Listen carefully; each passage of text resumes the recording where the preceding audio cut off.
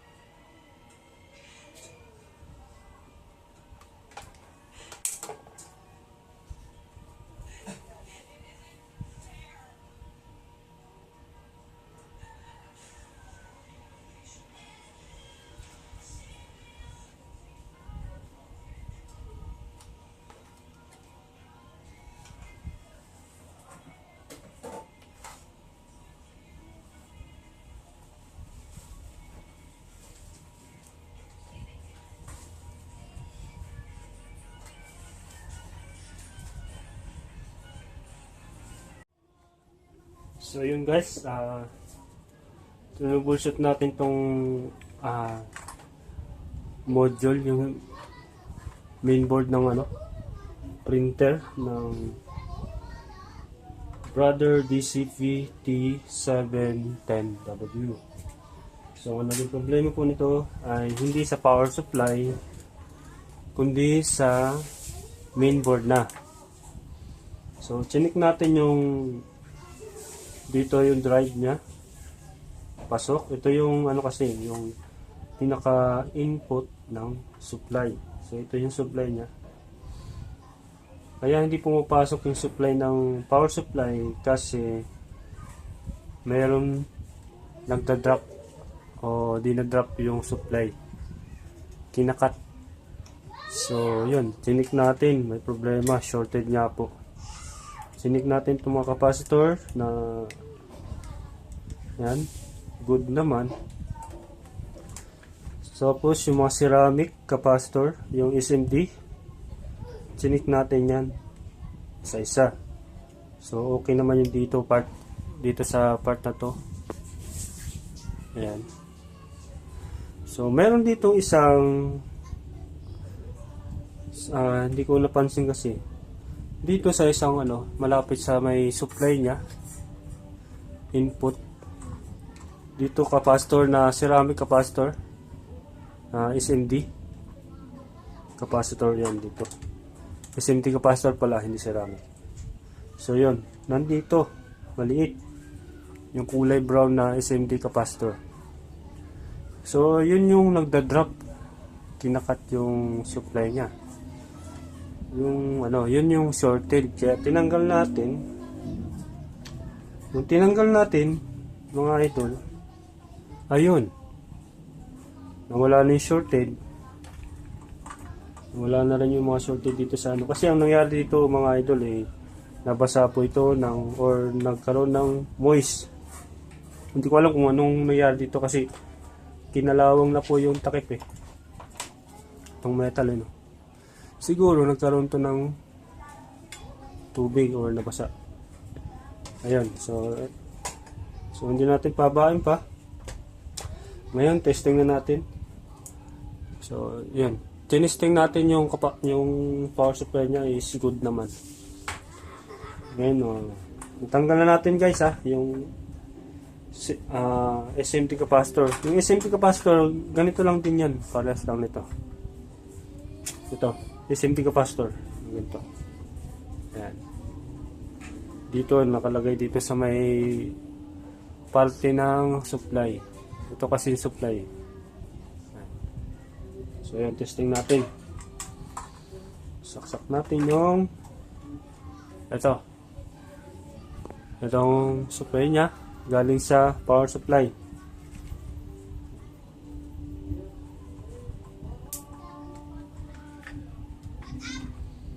Ayun, gumana. Printer. Patay natin. BC transformation.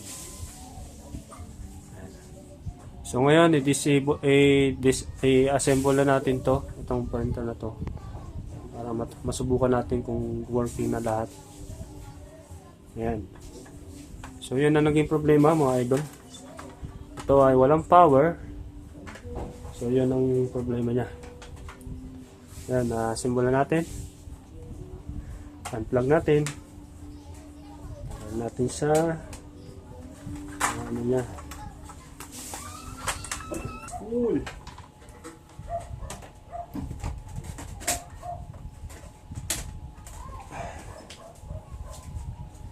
Ayos na.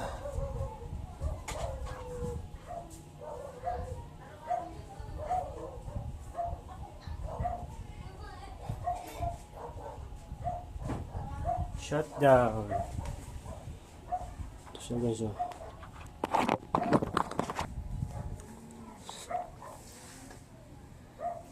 Shutting down, power on,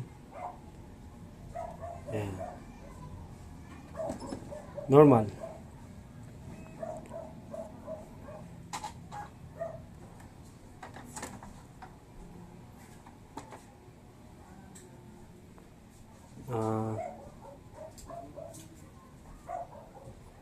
Subukan natin mag-print.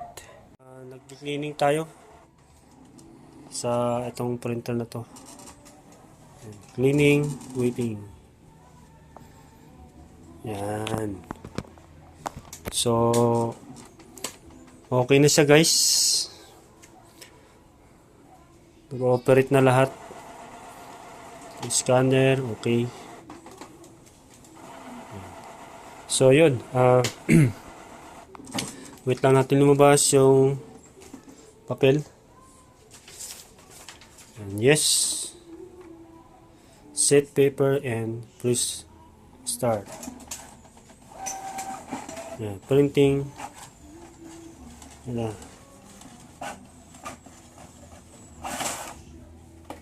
Wait. Dalawa. Ayan. So, ito, kunting linis na lang. Ayan. So, kompleto naman lahat. Ito lang pula. So, ayan. Pag ganito, mga idol, cleaning lang ulit. Ayan. So, kompleto naman ang yellow, black, and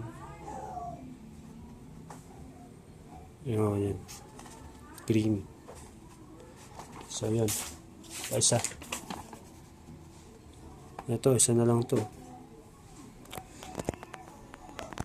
Ito yung nauna.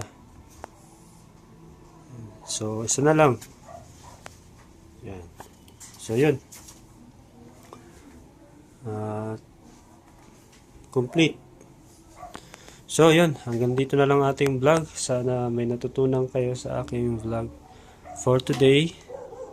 So, kung bago lang kayo sa aking YouTube channel na si RVM Tech, subscribe nyo na guys at pakishare na lang kung gusto nyo.